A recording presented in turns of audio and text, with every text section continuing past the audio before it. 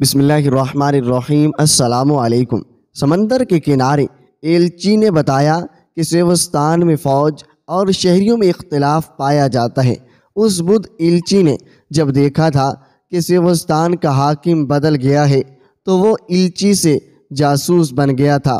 محمد بن قاسم نے نیرون میں انتظامی امور کے لیے کچھ آدمی رہنے دیے اور فوج کا ایک عدد سطح بھی وہاں چھوڑ دیا اور سیوستان کی طرف کوچ کر گیا۔ تاریخوں میں تاریخ دانوں اور مہینوں کے متعلق اختلاف پایا جاتا ہے، اس لیے یقین سے یہ لکھنا ناممکن ہے کہ محمد بن قاسم نے کون سے مہینے کی کس تاریخ کو کوچ کیا۔ ان راستوں کے متعلق بھی اختلاف موجود ہے جن راستوں پر محمد بن قاسم ایک جگہ سے دوسری جگہ گیا تھا۔ محمد بن قاسم اب زیادہ محتاط ہو گیا تھا۔ اس نے اپنی فوج کو 3 حصوں میں تقسیم کر کے کوچ کیا۔ خود درمیان والے حصے کے ساتھ رہا۔ اس کے علاوہ اس نے ہر اول دستہ آگے بھیج دیا تھا جو سوار تھا۔ دائیں اور بائیں شتر سوار کے دستے تھے جو فوج سے دور دور آگے بڑھتے جا رہے تھے۔ یہ اہتمام اس لیے کیا گیا تھا کہ ایک منجنیق کی چوری سے محمد بن قاسم کو یہ خطرہ محسوس ہونے لگا تھا کہ دشمن پہلو سے یا فوج کے عقبی حصے پر رسد کے جھکڑوں پر شب خوں کی طرز کے حملے کر سکتا ہے۔ محمد بن قاسم نے حکم دیا تھا کہ کوچ بہت تیز ہو اور پڑاؤ کم سے کم کیے جائیں۔ فوج کی نفری راجہ دہر کی فوج کے مقابلے میں خاصی کم تھی، لیکن یہ فوج تیز و تند سیلاب کی مانند جا رہی تھی۔ اسلام ہندوستان میں داخل ہو رہا تھا اور راجہ دہر حق کے سیلاب کو روکنے کی سرتوڑ کوشش کر رہا تھا۔ اس نے اپنی فوج کو مختلف قلعوں میں بڑی خوبی سے تقسیم کر دیا۔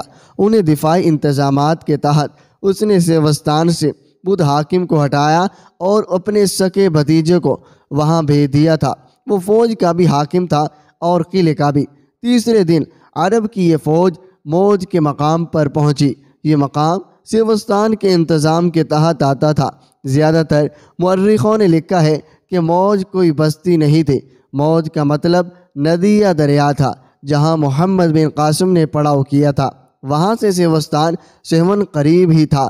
یہ جگہ سرسبز تھی، پانی کا بہا تھا، اس لیے وہاں ایک بستی سی تھی جس میں بدھ مت کے پیروکار آباد تھے اور آبادی کے لحاظ سے یہ ایک قصبہ تھا۔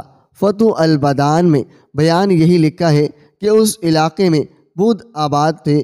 مشہور اور مستند تاریخ بلا زاری نے لکھا ہے کہ جب محمد بن قاسم وہاں پہنچا تو اس علاقے کے بدھوں کے رہبروں کا ایک وفد محمد بن قاسم کے پاس گیا۔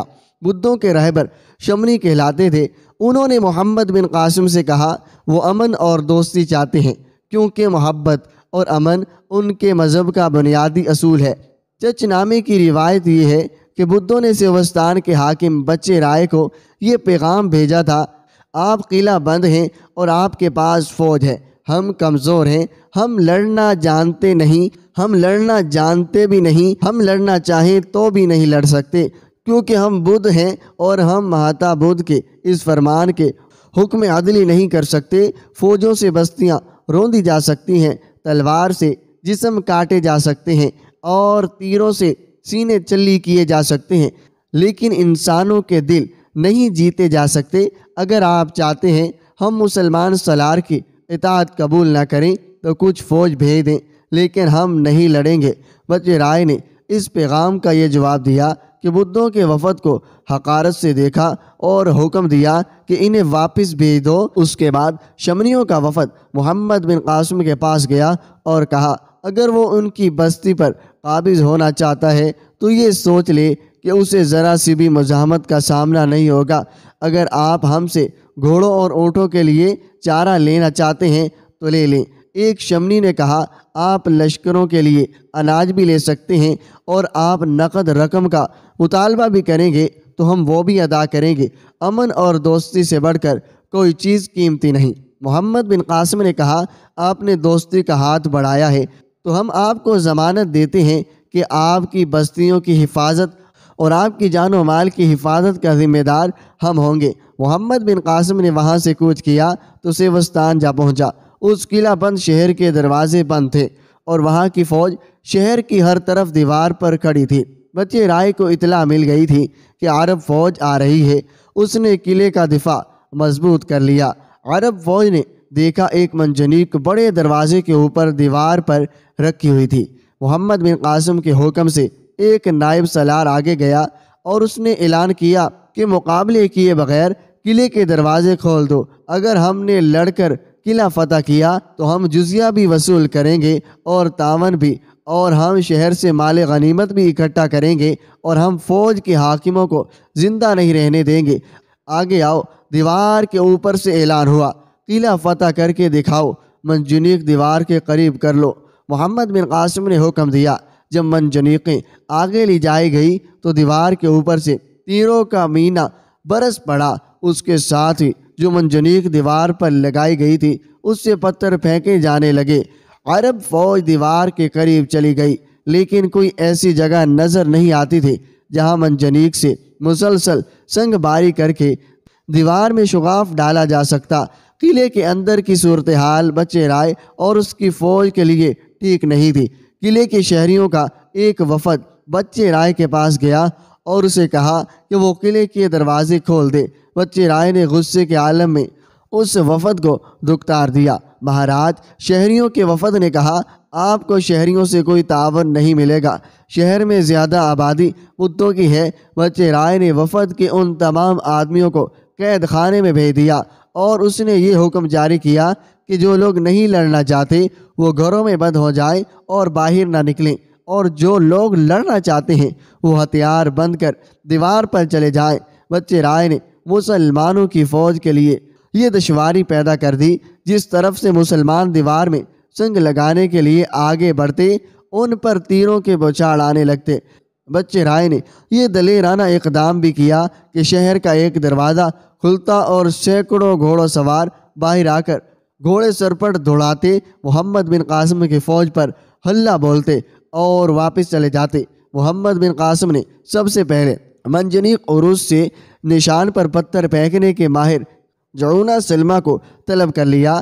تم دیکھ رہے ہو نا جعونہ، محمد بن قاسم نے اسے کہا، ہندوؤں نے ہماری چرائی ہوئی منجنیق دیوار پر لگا دی ہے اور ہم پر پتھر پھینک رہی ہیں۔ یہ چھوٹی منجنیق سے اسے نشانہ نہیں بنایا جا سکتا۔ تم نے دیبل کے مندر کا گنبد توڑ کر جھنڈا گرایا تھا، اب اس منجنیق کو اڑا دو، اڑ جائے گی۔ سپہ سالار جعونہ سلمی نے کہا، میں صرف 3 پتھر پھینکوں گا۔ اس نے عروس کو آگے کیا، 3 وزنی پتھر پاس رکھوا لیے۔ اس منجنیق کو 500 آدمی کھینچتے تھے تو اتنا وزنی پتھر مطالبہ فاصلے اور نشانے پر جاتا تھا۔ جعونہ اس کو موزوں جگہ پر رکھوا کر اس میں پہلا پتھر رکھوایا۔ منجنیق کھینچ کر چھوڑی گئی تو پتھر دیوار پر رکھی ہوئی منجنیق کے ایک طرف لگا اور منجنیق ایک طرف جھک گئی۔ دوسرا پتھر منجنیق کو سامنے سے لگا، منجنیق ٹوٹی بھی اور اتنی زیادہ وزنی پتھر کے دھکے سے نیچے کو گئی اور قلعے کے نیچے جا پڑی۔ محمد بن قاسم کے حکم سے تمام منجنیقوں سے شہر پر سنگ باری شروع کر دی گئی۔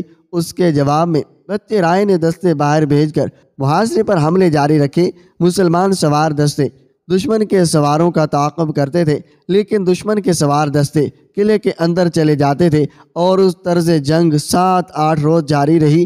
ایک رات محمد بن قاسم کی فوج کے آدمی 2 آدمیوں کو پکڑ لائے۔